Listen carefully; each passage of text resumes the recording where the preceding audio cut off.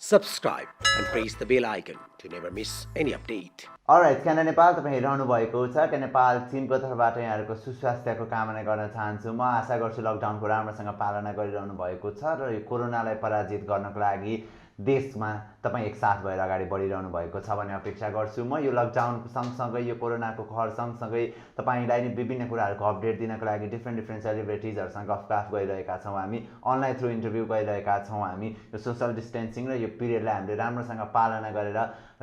यो सोसल डिस्टेन्सिङमा पनि अनलाइन थ्रुबाट राम्रोसँग इन्टरभ्यू गर्न सक्छौँ भन्ने कोसिस हामी गरिरहेका छौँ। सदैव मैले भनिरहेको छु अडियो र भिडियो क्वालिटीमा केही प्रब्लम आयो भने क्षमा दिइदिनु होला। मैले यही भनिरहेको छु। डिफ्रेन्ट सेलिब्रिटिजहरूसँग जोडिने क्रममा आज चाहिँ मसँग हुनुहुन्छ मिस नेपाल उषा खड्गी हुनुहुन्छ। 2000 को मिस नेपाल हुनुहुन्छ। उहाँ चाहिँ सन् 2000 को मिस नेपाल। उहाँ व्यवसायी पनि हुनुहुन्छ। धेरै कुराहरू उहाँले गरिरहनु भएको छ। आज चाहिँ म उहाँसँग उहाँको लकडाउन अनुभवको साथसाथै अन्य केही विशेष टपिकमा पनि कुराकानी गर्ने कोसिस गर्छु। आशा गर्न चाहन्छु आजको यो अन्तर्वार्ताबाट तपाईँहरू धेरैजना ऊर्जा मिल्नेछ, तपाईँहरू धेरैजनालाई हौसला मिल्नेछ र जिन्दगीमा हिम्मत पनि मिल्नेछ भन्ने अपेक्षा मैले गरेको छु। श्रृङ्खला कस्तो लाग्छ प्रतिक्रिया दिन नबिर्सिनु होला।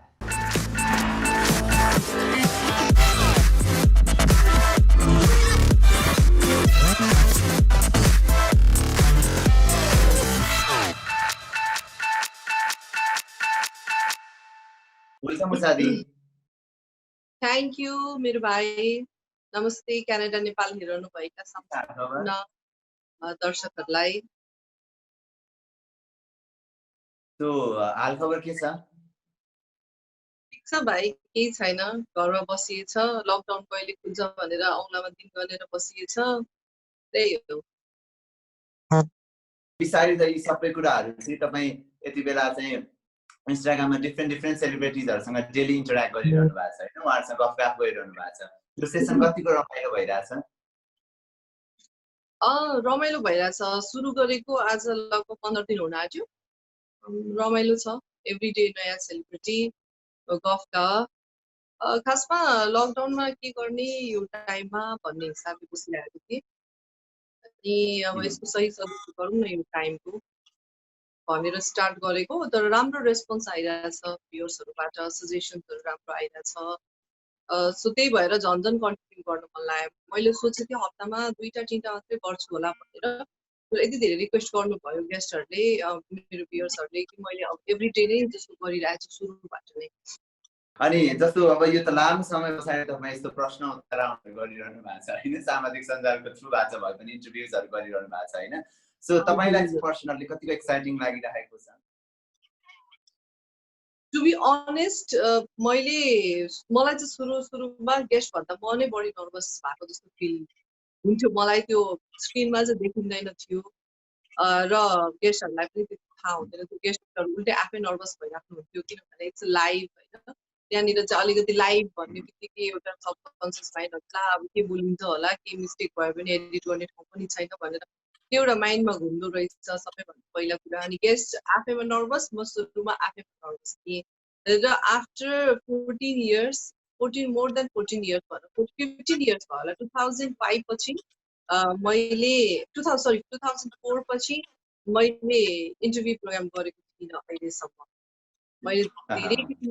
गरेँ टिभीमा, कुकिङ सो गरेँ, त्यसै गरेर ट्राभल सो गरेँ, अनि फेसन सम्बन्धी सोजहरू गरेँ। अनि इन्टरभ्यू सो नगरेको धेरै भइसकेको भएर पनि सुरुमा अलिअलि नर्भसनेस अलिकति ला अब के हुन्छ होला, त्यो पनि लाइभ भनेको थियो। तर होपफुली राम्रै भइरहेछ अहिलेसम्म। म चाहिँ इन्जोय गरिरहेको छु। पक्कै पनि यहाँको भ्युअर्सले पनि इन्जोय गरिरहनु भएको छ र डिमान्ड भइरहेछ र डेली तपाईँले लिइरहनु भएको छ होइन। यो त इन्ट्रेस्टिङ भइरहेको छ। डिफ्रेन्ट सेलिब्रिटिजहरूले त्योभन्दा अगाडि चाहिँ तपाईँले मिस नेपालको जर्नी पनि एकचोटि सरसर्ती सेयर गर्नुभयो यो बिचमा होइन, मालविका दिदीको लाइभमा बसेर यहाँले मिस नेपालका जर्नीजहरू, त्यो मोमेन्ट्सहरू पनि याद गर्नुभयो। त्यो फ्ल्यासब्याकले चाहिँ कतिको एक्साइटिङ थियो त्यो मिस नेपाल जर्नीको फ्ल्यासब्याकको मोमेन्ट्सहरू चाहिँ? मिस नेपाल जर्नी त सधैँ लाइफमा जोडिन्छ होइन। म टेलिभिजनबाट स्टार्ट गरेको मान्छे, मिस नेपाल भएँ। त्यसपछि मैले फेसन डिजाइनिङ पनि पढेर आफ्नो एउटा बिजनेस पनि गरेको छु। तर मलाई मेरो डेजिग्नेसनमा तपाईँ के राख्नु मन पराउनुहुन्छ भन्दाखेरि मलाई सधैँ नै उषा खड्गी मिस नेपाल 2000 भनेको नै एकदमै मनपर्छ, प्राउड फिल हुन्छ। त्यसपछि त्यो लाइभ सेसन हेरिसके पछाडि चाहिँ होइन मैले त्यहाँबाट थाहा पाएका कुराहरू कि तपाईँले मिस नेपालको कन्ट्र्याक्ट हुँदाहुँदै विवाहको डिसिजन लिनुभएको रहेछ त्यो बेलामा होइन त्योवाला पोर्सन मलाई एकदमै इन्ट्रेस्टिङ लागेको थियो कि खासमा बिचमा 1 वर्ष तपाईँ पछाडि 1 वर्ष मिस नेपाल भएन त्यो पछाडि त फेरि कन्टिन्यू भइरहेको छ होइन सो तपाईँ त 2 वर्षको मिस नेपाल हुनुहुँदो रहेछ मैले ठ्याक्क त्यही बेलामा त्यो लाइभ सेसन हेरिसके पछाडि थाहा पाएको थिएँ होइन सो 2 वर्षसम्म मिस नेपालको क्राउन चाहिँ पाउने तपाईँ एक मात्र हुनुहुन्छ सम्भवतः नेपालको मिस नेपालको हिस्ट्रीमा होइन सो त्यो मोमेन्ट चाहिँ कतिको एक्साइटिङ थियो एक्साइटिङ त थिएन होइन 2001 म 2000 मा भएपछि 2001 मा मिस नेपाल भएन दरबार हत्याकाण्डले गरेर त्यो अब हाम्रो देश नै अलिकति शोकमा डुबेको अवस्था थियो सो त्यो कारणले गर्दा मिस नेपाल हुन सकेन 2001 मा सो 2001 मा नहुने भएपछि नर्मली आफ्टर मिस नेपाल 1 इयरको मात्रै कन्ट्र्याक्ट हुन्छ 1 इयरको कन्ट्र्याक्टमा तपाईँ जुनियर मिस नेपाल हुनुहुन्छ त्यो भएर अर्को क्राउनिङ नभएसम्मको लागि कन्ट्र्याक्ट हुन्छ हाम्रो जसमा हामीले विवाह गर्न नपाउने अनि एउटा नियम कानुनभित्र बस्नुपर्ने आदि इत्यादि कुराहरू हुन्छन् तर मेरो सिम्पल लजिक त्यति बेला के थियो भन्दाखेरि 1 वर्षलाई त मैले सबै कन्ट्र्याक्टहरू पुरा गरिसकेको छु अब 2001 मा भएन भने कि म 2001 को पनि मिस नेपाल म नै हो भनेर डिक्लेयर गरिदिनु पर्यो होइन मिडियामा अदरवाइज अब हामीले मुखले मात्र भनेर त हुँदैन डिक्लेयर गर्नुहुन्छ भने म त्यही अनुसार नियम कानुनमा बस्छु न मेरो घरमा विवाहको कुरा भइरहेछ यदि म 2001 को पनि मिस नेपाल हो भने म यो साल बिहा गर्दिनँ अर्को साललाई म पोस्टपोन गर्छु म फ्यामिलीलाई फोर्स गर्छु भनेर मैले कुरा राखेको थिएँ इन्टरप्रेटरमा सो त्यसरी फर्मली प्रेस कन्फरेन्स गरेर डिक्लेयर गर्नु चाहिँ मिल्दैन भन्नुभयो अनि त्यसो भए त लन त मेरो घरमा फ्यामिलीमा एकदमै प्रेसर भइरहेछ बिहाको के गर्ने भनेपछि एन्ड देन मैले 2001 को इन्डमा चाहिँ बिहे गरेँ अब 2002 मा चाहिँ बिहे ओके सो यो चाहिँ मेरो लागि इन्ट्रेस्टिङ लागेको थियो त्यो लाइभ सुनिसके पछाडि तपाईँको स्टोरी मध्येको इन्ट्रेस्टिङ लागेको यो थियो मलाई अनि त्यस पछाडि तपाईँले फेसन डिजाइनिङ पनि गर्नुभयो आफ्नै बुटिक पनि सञ्चालन गरिरहनु भएको छ होइन यो बिचको यो व्यवसायी लाइफ त्यस पछाडि मिस नेपालको लाइफ त्यस पछाडि विभिन्न अरू टेलिभिजन प्रोग्राम्सहरू पनि गर्नुभयो होइन यी लाइफको डिफ्रेन्ट फेजहरूलाई चाहिँ यो लकडाउनमा कतिको आफूले सेल्फ रियलाइज गरिरहनु भएको छ कतिको सोचिरहनु भएको छ यी कुराहरूलाई नर्मली त फर्स्टको 1 हप्ता जति त म एकदम मेन्टली रिलिफ भएको थिएँ लकडाउनमा किन भन्दाखेरि एकदम भागादौडी लाइफ थियो हामीले एक दिनमै कहाँ पुग्नुपर्ने के काम भ्याउनु पर्ने त्यो सबै थिएन घरमा बस्छ आफूलाई मन परेको काम गर मेन्टल प्रेसर छैन होइन डेली रेडी भएर निस्किनु पर्दैन ड्राइभ गर्नु पर्दैन त्यो सबै एक किसिमको एकदम रिलिफ थियो म त आनन्दले बिहानै बेलुकै दिउँसै सुतै हुन्थेँ त्यति बेला सो सेकेन्ड विकसम्म पनि त्यस्तै भयो थर्ड विक पछि चाहिँ मैले रियलाइज के गर्न थालेँ भन्दा ला अब त आफ्नो बिजनेस छ अब कसरी हुन्छ नि अब स्टाफहरूलाई कसरी म्यानेज गर्ने स्यालेरी कसरी म्यानेज गर्ने अब बिजनेसको के हुन्छ भनेर त्यो चाहिँ टेन्सन हुन थाल्यो त्यति बेला होइन र बिस्तारै यसरी सोचेँ अब मलाई मात्र होइन धेरै ठुला बिजनेसम्यानहरूलाई यो किसिमको टेन्सन छ त्यो टेन्सन पनि बिस्तारै हराएर गयो त्यसपछि लौ न अब के गर्ने अब खुल्ला अब 10 दिन अब 15 दिन 20 दिन भन्दा मोर देन 60 डेज भइसक्यो सो 10 दिन अगाडि त्यही कारणले गर्दा आफूलाई मन परेको यही काम आउँछ बोल्नु आउँछ इन्टरभ्यू लिइराखौँ अहिले सबैले लाइभ पनि गरिरहनु भएको त यसमा मैले इन्टरटेनमेन्ट सेक्टरबाट किन नगर्ने भनेर त्यही सोचले नै स्टार्ट गरेँ सो अहिले 10-15 दिन त यति फास्ट बितिरहेछ कि मदन के भन्नु सो एभ्री डे त्यो यस्तो हुन्छ कि हुँदैन दिदी जस्तो मैले तपाईँको इन्टरभ्यू लिँदैछु भने होइन मैले तपाईँको बारेमा रिसर्च गरिरहेको हुन्छु तपाईँ पनि लाइभमा 1 घन्टा मैले एउटा गेस्ट बोलाइरहेको छु भने पछाडि त्यो गेस्टको बारेमा थोरै रिसर्च गर्नुहुन्छ कि हुन्न एकदम गर्छु न रिसर्च नगरी त कामै भएन होइन किनभने अब गुगलबाट जति इन्फर्मेसन लिन सकिन्छ आफूले उहाँलाई पर्सनली चिनेको छु भने चाहिँ अब त्यो उहाँको कति कुराहरू थाहा हुन्छ त्यही अनुसार क्वेसन्सहरू बनाउँछु अनि उहाँको साथीभाइ यो कोआर्डिनेटसँग पनि सोध्छु र सँगसँगै हाम्रो आफै गेस्टलाई पनि मैले मेसेन्जरमा हुन्छ फोन गरेर इन्फर्मेसन चाहिँ लिन्छु त्यो भयो भने अझ रमाइलो मैले चाहिँ गर्ने गरेको छु यो चाहिँ तपाईँको लाइभ सेसनको भएर मैले प्रश्न गरेँ मलाई चाहिँ आज तपाईँलाई अरू कुराहरू पनि सोध्न मन छ कि किनभने तपाईँले मिस नेपालको क्राउन लगाएको 20 वर्ष भयो होइन 2000 को मिस नेपाल हुनुहुन्छ अहिले हामी 2020 मा छौँ यो 20 वर्षमा नेपालमा मिस नेपालहरूलाई हेर्ने दृष्टिकोण ग्रामर फिल्डलाई हेर्ने दृष्टिकोण अनि फेसन सेन्स के मान्छेहरूको हुन्छ नि फेसन कन्सियस हुने हुन्छ नि यो चेन्जेसहरू कतिको पाउनु भएको छ तीनटा टपिक एकैचोटि राखेँ मैले कुन चाहिँलाई सहज हिसाबले जवाफ दिनुहुन्छ मदन यो 20 वर्षमा धेरै चेन्ज छ फ्यासनदेखि लिएर मेकअपदेखि लिएर सेल्फ जुन एउटा सेल्फ रेस्पेक्ट हुन्छ नि सेल्फ आफूलाई नै मैले आफूलाई राम्रो देखाउनु पर्छ I have to be confident I have to look good भन्ने जुन छ नि त्यो एकदमै धेरै डेभलप भएको छ त्यो सायद त्यसको एउटा कारण हुनसक्छ अहिलेको एकदमै यो सोसियल मिडिया पनि हुनसक्छ युट्युबमा विभिन्न मेकअप भिडियोहरू अनि त्यसपछि ड्रेसिङ स्टाइलहरू कसरी गर्ने त्यसका भिडियोहरू सबैसँग हात हातमा मोबाइल छ सबैले चाहनुभयो भने तुरुन्तै क्लिक गरेर आफ्नो फेस अनुसार हाइट बडी अनुसार कस्तो लाउँदा राम्रो कहाँ जाने के लाउँदा राम्रो सबै त्यो भइसकेको छ जुन हाम्रो समयमा थिएन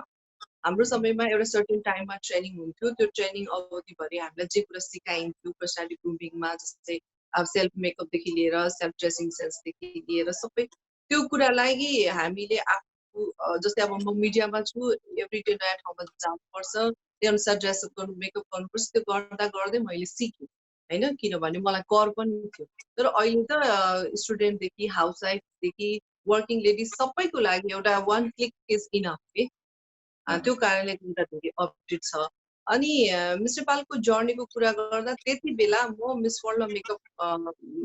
मिस वर्ल्डमा पुगेपछि जुन मैले मेकअप गरेर निक्लेँ मेरो मेकअप र अरू कन्टेस्टेन्ट अरू देशका मेकअपहरू एकदम फरक थियो कि मेरो मेकअप त्यति बेला नेपालमा म्याट मेकअप चलेको थियो एकदमै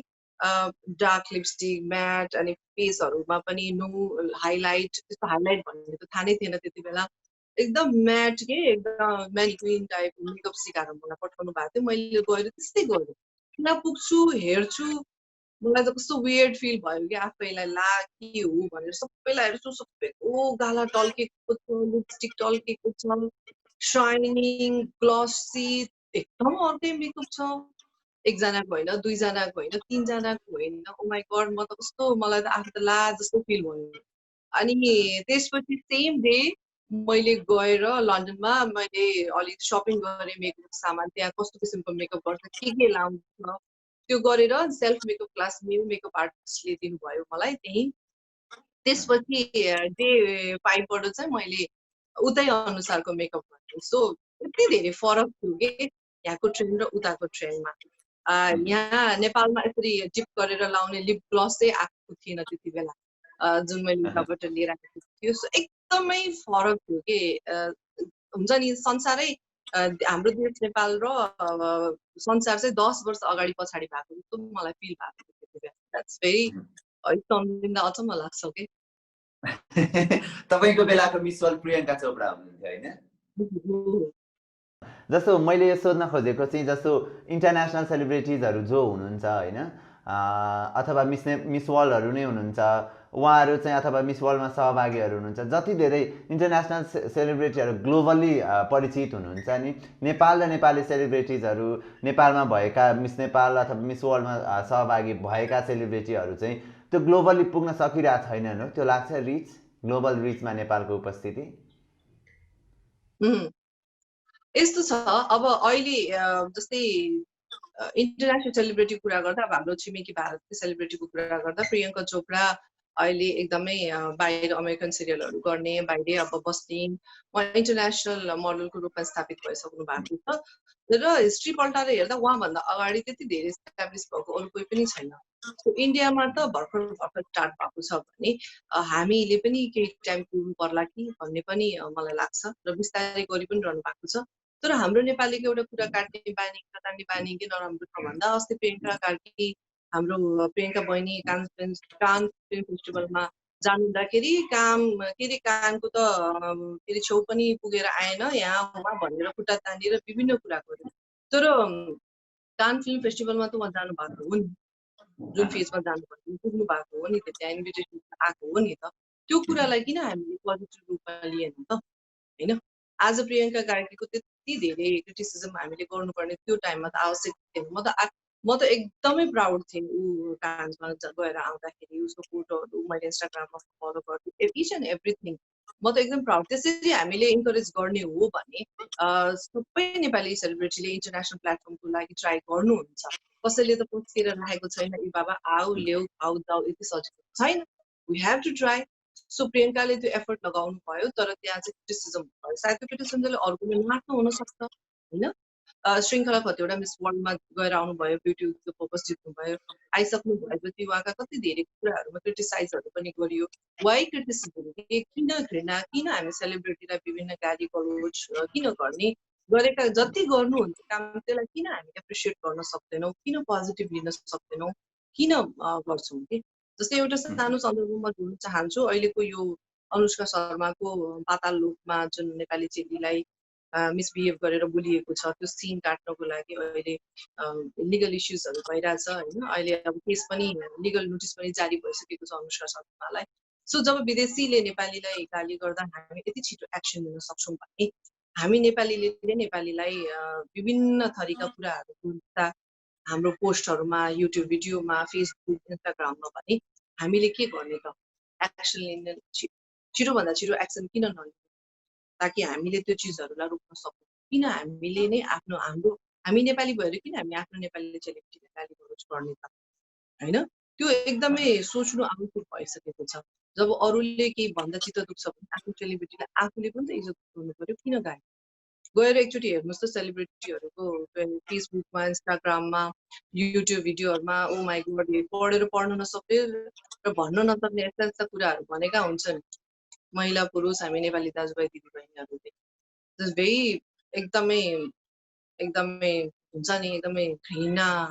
लाग्छ कि त्यो देखेर ओ माई गॉड त्यो कारणले गर्दा पनि सायद हे जति गर्यो पनि यस्तै त हो जे पाए त्यही बोल्छन् जे पाए त्यही लेख्छन् हामीलाई के को लागि गर्ने त जति गरे पनि जोक्स दिँदैनन् भन्ने एउटा फ्रस्ट्रेसन डिप्रेसन एउटा मिडिया कर्मीलाई आउनु या एउटा सेलिब्रिटीलाई आउनु जायज छ कि मदन कसैको डिभोर्स भइरहेको त्यहाँ पनि मान्छेलाई इस्युज छ त्यहाँ पनि मान्छे जज हुन्छ कोही कसैको बिहे हुँदैछ त्यहाँ पनि जज हुन्छ होइन कोही हेलिकप्टरमा आउँछ बिहेमा त्यहाँ पनि टेन्सन छ ओ माई गॉड जे गरे पनि किन प्रब्लम छ के हामीले गरेका राम्रो कुराहरूलाई किन देख्नुहुन्न सो त्यो एउटा इन्करेज नभएको देख्दा पनि अलि छिटो दुख्छ कि यो बिचको फेजमा तपाईँलाई पनि केही डिस्करेज भयो है अभियसली मेरो बारेमा पनि जस्तै मेरो पर्सनल इस्युजका कुराहरू मिडियामा आउँदाखेरि विदाउट माई पर्मिसन कति धेरै कुराहरू भयो मैले सधैँ मिडियामा के भन्थेँ भन्दाखेरि मेरो प्रब्लम के छ भने म आफै नै मिडियामा आएर भन्छु होइन कसैले त्यति धेरै पोक गरिराख्नुपर्ने आवश्यक छैन र मैले आफ्नो भन्नुपर्ने कुरा समय आउँदा मैले भने र समय आएपछि फेरि पनि म भन्छु होला तर त्यसपछिका जति पनि न्युजहरू आए त्यो न्युजहरू मेरो पर्मिसन बिना र मलाई मेरो क्यारेक्टर एसासिनेसन गरेर मेरो चरित्र हत्या गरेर धेरै कुराहरू लेखियो धेरै नामहरू जोडियो धेरै न्युजहरू आइयो जसको लागि मैले एक्सन पनि लिएँ प्रेस काउन्सिलमा गएर र त्यहाँबाट त्यो एक्सन लिएर पनि के गर्नु इमिडिएट रियाक्सन हुँदैन नि त त्यो जति दिनमा त्यहाँ एक्सन हुन्छ त्यति दिनसम्म त स्प्रेड भइसक्छ नि त न्युज त्यो चाहिँ एकदमै स्याड पार्ट छ कि मदन भाइ अनि त्यहाँ त्यो न्युजमा अनि एउटाले एउटा गाली लेख्यो भनेर दुनियाँले दुनियाँभरि लेख्नु पर्ने कसैको लाइफलाई जज गरेर त्यो आवश्यकै छैन किनभने मेरो लाइफको कुरा एउटा मच्योर मान्छेको लाइफको डिसिजनको कुरालाई अगाडिको मान्छे जज गर्नु त्यति धेरै मेच्योरिटी हुन्छ जस्तो चाहिँ मलाई लाग्दैन सो एउटाले जस्तो यसमा एउटा जोड्न मन लागेको चाहिँ मलाई समाचारहरू बन्दा पनि क्वेसन मार्क लागेर समाचारहरू बन्छन् कि जस्तो तपाईँकै पर्सनल लाइफको कुरा भयो भने पनि के डिभोर्स भएको हो भनेर वाट लागेर प्रश्नहरू समाचारहरू बन्छन् क्वेसन मार्क हुन्छ त्यहाँ तर आम जेनरलाइज रूपमा बुझिदिँदा चाहिँ भएकै हो भनेर त्यो हिसाबले लिन्छ र त्यहाँबाट अनेक किसिमका टिका टिप्पणीहरू आउँछन् धेरैले त समाचार पनि नपढिकन टिका टिप्पणीहरू दिनुहुन्छ होइन यो चाँडै रियाक्ट गर्ने हाम्रो बानीले चाहिँ हामी आफै पछाडि परिरहेछौँ जस्तो लाग्छ कि लाग्दैन मलाई चाहिँ कस्तो लाग्छ भन्दाखेरि जसले जसले नराम्रो एकदमै तुच्छ कमेन्ट गर्नुहुन्छ मलाई त लाग्छ मेरो जति टेन्सन थियो या छ त्यो भन्दा बढी एकदम त्यो भन्दा पनि एकदम एक्सट्रिम लेभलमा उहाँहरूले भोगिरहनु भएको छ के त्यो उहाँहरू त्यो ठाउँबाट निक्लिन नसकेर त्यो फ्रस्ट्रेसन त्यो डिप्रेसन जो मान्छे त्यहाँबाट निक्लिसक्यो या निक्लिन खोजिरहेको छ उहाँमाथि थोपारेर आफ्नो डिप्रेसन निकाल्नुहुन्छ जस्तो लाग्छ कि मलाई सो म मेसेज हेरेर कहाँनिर चाहिँ या त्यो कमेन्ट हेरेर कहाँ चित्त बुझाउँछु भन्दाखेरि मेरो टोटल कमेन्टमा कतिवटा नेगेटिभ र कतिवटा पोजिटिभ आएको छ होइन बहुमतमा पोजिटिभ कमेन्ट हो भने म त्यो आएका 3-4वटा नेगेटिभ कमेन्टलाई पाल पनि दिँदिनँ र दिएको पनि छैन र कसैले कमेन्ट गरेर मेरो लाइफका डिसिजनहरू चेन्ज पनि हुँदैन द्याट्स भेरी ट्रु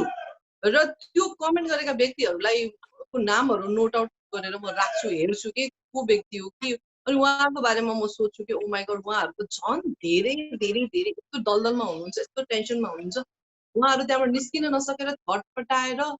होइन बौलाएर त्यो लास्ट लेभलमा पुगेर उहाँले अगाडिको मान्छेमा त्यो डिप्रेसन पुग्नुहुन्छ कि त्यो देखिन्छ कि उहाँहरूको फ्रस्ट्रेसन जस्तो त्यो 2 सन्तान हुनुहुन्छ, एक छोरा एक छोरी होइन, एकदमै क्युट हुनुहुन्छ। अझ तपाईँ आज त आउनु भएको छैन, बाबुलाई त झन् यो हामीले लाइभ गऱ्यौँ इन्टरभ्युज गऱ्यौँ भने सँगसँगै आइरहनुपर्छ होइन फ्रेममा देखिनको लागि, यस्तो क्युट हुनुहुन्छ। अहिले आउँछु भन्दै थियो जस्तो उहाँ त सानै हुनुहुन्छ होइन, तर तपाईँको छोरी त कुरा बुझ्ने हुनुभएको छ, यी यस्ता समाचारहरू उहाँले पनि बुझ्ने भइसक्नु भएको छ होइन। त्यो बाल मस्तिष्कमा चाहिँ के असर पर्छ जस्तो लाग्छ तपाईँलाई, तपाईँको विषयले आएका गसिप यी समाचारहरूले? यस्तो हुँदो रहेछ छोरीले त मलाई देखेको छ घरमा होइन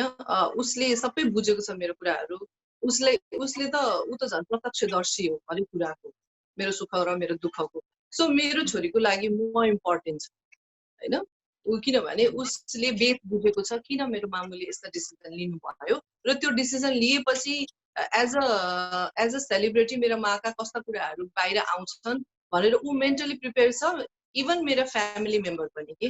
सो त्यो कारणले गर्दा फ्यामिली आर भेरी नर्मल र मेरो छोरीलाई पनि त्यस्तो खासै त्यस्तो टेन्सन भएको छैन उसलाई स्कुलमा पनि सोधियो त्यस्तो न्युजहरू के हो भने यस हो भन्यो बाँकी न्युजहरू अब त्यस्तो त आइरहन्छ सेलिब्रिटीको त्यो मलाई थाहा भएन भनेर उसले सिट्याकल एकदम मजाले किनभने अभियसली भाइ तपाईँलाई पनि थाहा छ होला हाम्रो सोसाइटीमा श्रीमानले श्रीमती छोड्न लागे भने पनि या श्रीमतीले श्रीमानलाई छोड्न लागे भए तापनि दोष जति सबै श्रीमतीलाई मात्रै आउँछ कि महिलालाई मात्रै आउँछ होइन त्यो कारणले गर्दाखेरि चाहिँ अब त्यो पार्ट भनेको सदियोदेखि चलि आइरहेको हो र हामीले आफ्नो टोलमा छिमेकीमा पनि आफ्नो साथीभाइमा पनि देखिरहेको त्यसले केही नगरी त पक्कै भएन होला नि भनेर भन्छन् र होला गल्ती दुवैको हुन्छ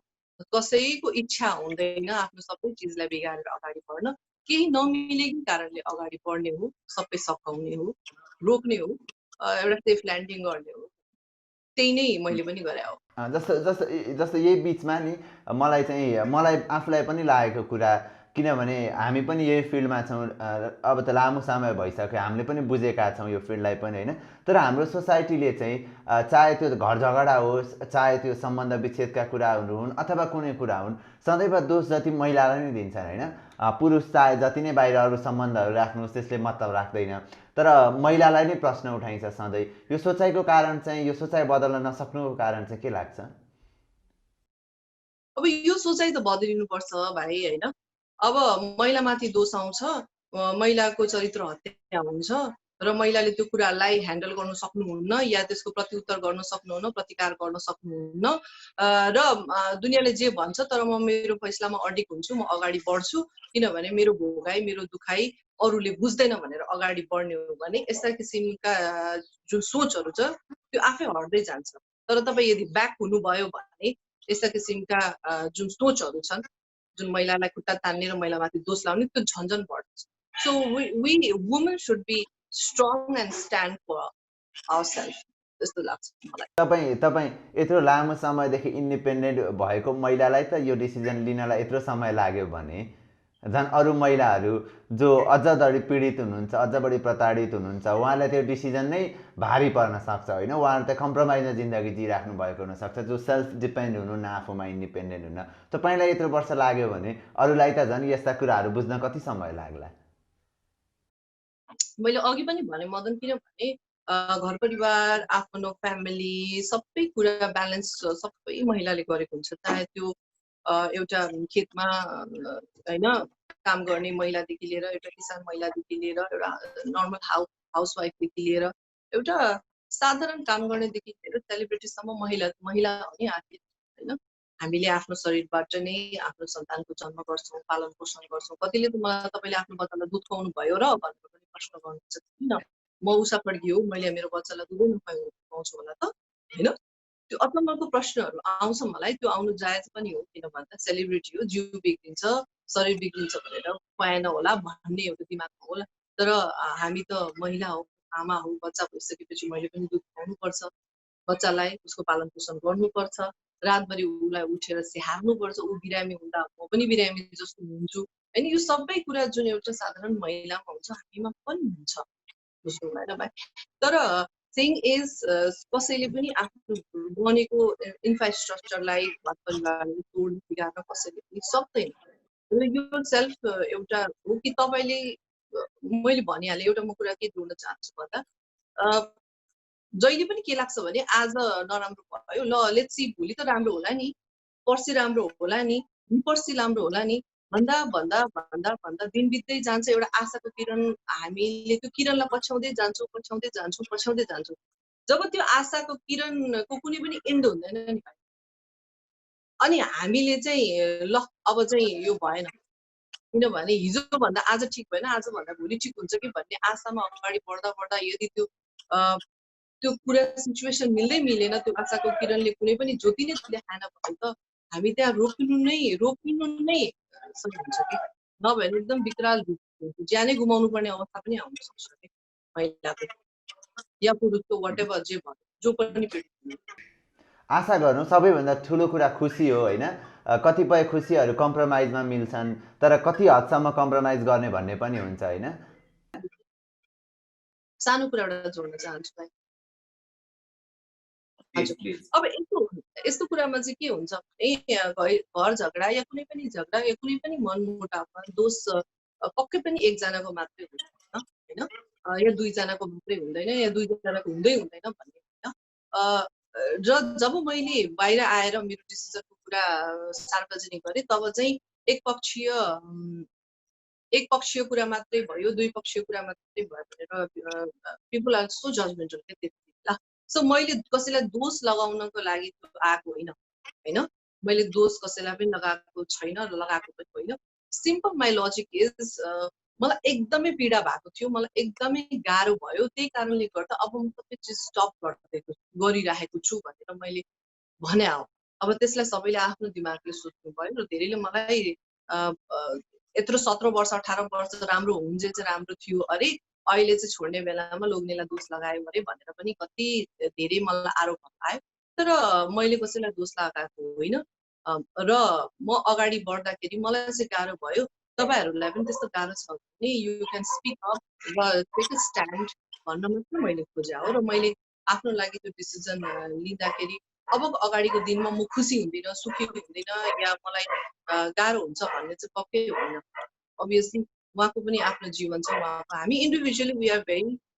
गुड पर्सन, उहाँ आफ्नो ठाउँमा ठिक हुनुहुन्छ, म आफ्नो ठाउँमा ठिक हुनुहुन्छ, सायद सँगै एउटा राम्रो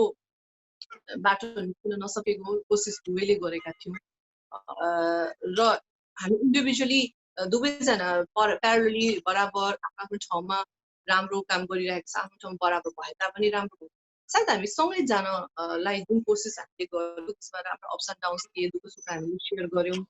होइन, सबै चिज भयो। तर सायद हामीले त्यो प्यारलली लाने क्रमलाई हामीलाई सफोकेसन भयो कि हामी दुईजनाको धेरै चिजहरूलाई ब्यालेन्स गर्दै गर्दा भएन कि धेरै चिजहरू छन् कि भाइ जो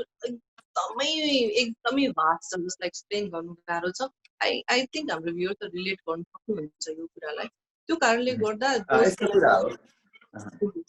कसैको पनि हुन्न यहाँ होइन, दोष कसैको पनि हुन्न, यो व्यक्तिगत निर्णय हो। प्रेम, विवाह, डिभोर्स भनेको कोसँग जीवन बिताउने, आफ्नो जीवन कसरी बिताउने भनेका सबै कुराहरू व्यक्तिगत डिसिजनहरू हुन्, आफूले लिने हो। तपाईँ पब्लिक फिगर हुनु भएर यसको विषयमा अलिक बेसी चर्चा भयो त्यति मात्रै हो होइन, त्यो मात्रै भएको, अरू केही पनि होइन। तर मान्छेहरू जजमेन्टल त डेफिनेटली हुन्छन्, त्यस कारण कसले कसरी सोच्यो भन्दा पनि आफू के कुरामा खुसी छु भन्ने कुराले नै सबैभन्दा राम्रो सुख मिल्छ जस्तो लाग्छ मलाई होइन। एउटा यही विषयमा अन्तिम प्रश्न, अनि त्यस पछाडि हामी कुराकानी टुङ्ग्याउनेतिर लागौँला होइन। तपाईँ यसरी अगाडि आउनु भएको छ, तपाईँ समाजको लागि सन्देश दिने वाहक पनि हुनुहुन्छ, किनभने तपाईँ पब्लिक फिगर हो होइन। यी यस्ता विषयहरूमा, सम्बन्धहरूको विषयमा, विवाहहरूको विषयमा, यी विषयमा डिस्कसन गर्नुपर्छ जस्तो लाग्छ कि लाग्दैन यहाँलाई, यहाँहरूको प्लेटफर्मबाट चाहिँ? डिस्कसन भन्नाले कस्तो?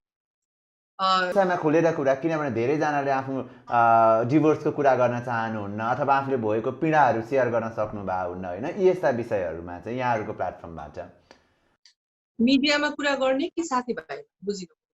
साथीभाइ अथवा तपाईँहरूसँग कसैले कुरा लिएर आयो भने यहाँ त कतिले त खुलेर कुरा पनि गरिदिनुहुन्न नि त होइन, आफ्नो एक्सपिरियन्स सेयर गरिदिनुहुन्न। तपाईँले एक्सपिरियन्स अब मिडियाबाटै गर्नुभयो अथवा पर्सनल लेभलमा सेयर गर्नुभयो भने त्यसले अरू कोही कसैलाई चाहिँ त्यसले पोजिटिभ म्यासेज दिन्छ अथवा उहाँले भोगेको पीडा पनि बाहिर निकाल्न सक्नुहुन्छ भने यस्ता डिस्कसन गर्न आवश्यक छन् कि छैनन् जस्तो लाग्छ?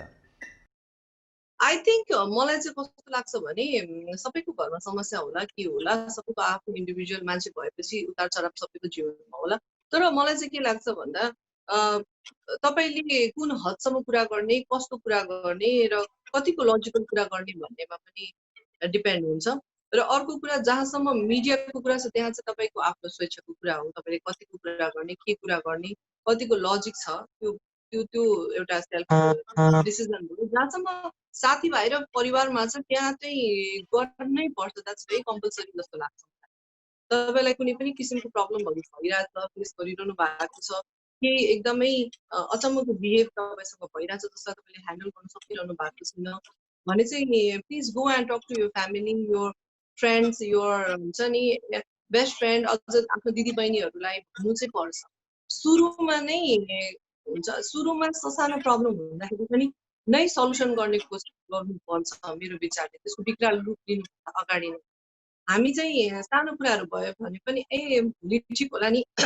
यस्तो होला नि भनेर अगाडि बढ्छौँ र त्यो क्रम बढ्दै जाँदाखेरि एउटा ठुलो रूप लिन्छ। त्यो कारणले गर्दा फ्यामिली डिस्कसन चाहिँ अनि साथीभाइको डिस्कसन चाहिँ यो स्टार्टिङ जब प्रब्लम सुरु हुन थाल्छ या प्रब्लम तपाईँलाई फिल हुन थाल्छ त्यति बेला नै एकदमै जरुरी छ गर्नु। हजुर, र पछि यो सकिन आँटिसकेपछि त्यो म यो टपिकमा मैले तपाईँसँग यसरी कुरा गरेँ, यदि तपाईँको मनमा केही चोट पऱ्यो भने क्षमा चाहन्छु म होइन यो विषयमा कुरा गर्दाखेरि। तर तपाईँले यति मजाले कुराहरू सेयर गरिदिनु भयो, धेरै धेरै धन्यवाद। धेरैको प्रश्न थियो होला सायद यो विषयमा तपाईँलाई लिएर, तपाईँकै लाइभमा पनि कतिले प्रश्न गर्नुहुन्थ्यो होला, तर त्यो प्रश्नको जवाफ दिनको लागि उपयुक्त प्लेटफर्म थिएन होला। आज हामीले यही विषयमा कुरा गऱ्यौँ, यो प्लेटफर्मलाई तपाईँले उपयुक्त हुन्छ जस्तो लागेर कति कुराहरू भनिदिनु भयो, त्यसको लागि धेरै धेरै धन्यवाद दिन्छु दिदी म होइन। थ्याङ्क यू सो मच यसको लागि चाहिँ। अब चाहिँ अन्तिम एउटा प्रश्न, त्यस पछाडि हामी बिदा हौँ। मैले यो तपाईँको आज अन्तर्वार्ता रेकर्ड गर्दै गर्दा 4 बज्न लागेको छ, 4 बजीदेखि तपाईँ लाइभमा जानुपर्छ, तपाईँको आफ्नो छुट्टै सेसन छ होइन।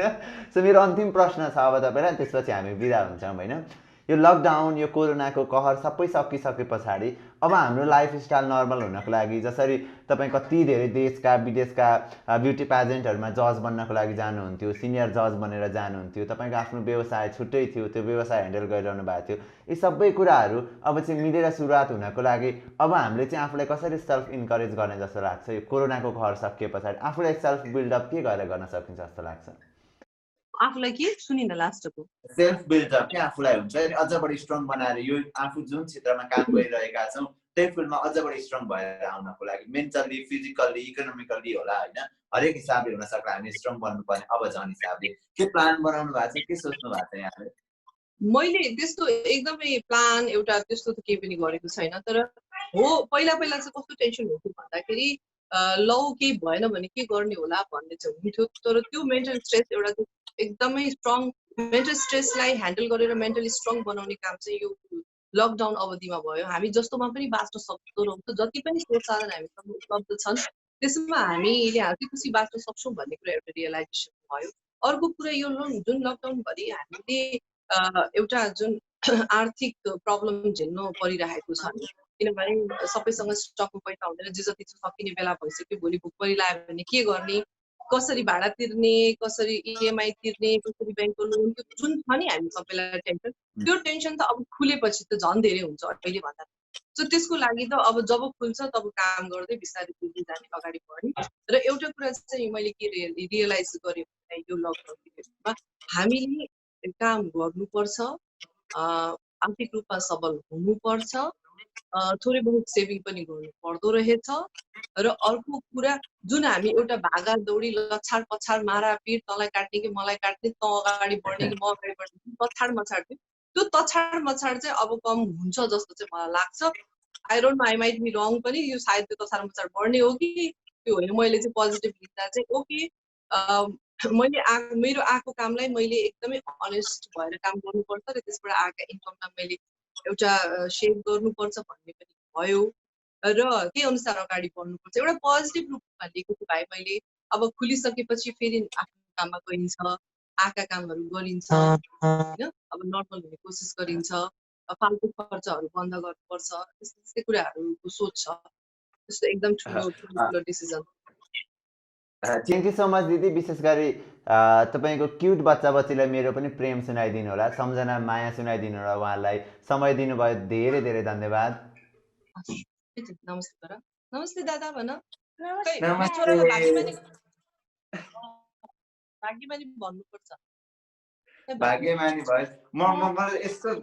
क्युट लाग्छ नि बाबु होइन। सो मैले आशीर्वाद त मेरो सधैँ हुन्छ तपाईँको सामाजिक सञ्जालमा बाबुको प्रस्तुति हेर्दाखेरि म सधैँ ब्लेसिङ्स दिइरहेको हुन्छु उहाँलाई त। थ्याङ्क यू भन्छु। थ्याङ्क यू मदन दादा भन्छु। थ्याङ्क यू मदन दादा। Welcome, stay blessed, stay happy. Bye bye. Okay, thank you Madan भाइ, bye bye. Okay, thank you so much, Didi. Thank you so much for your time.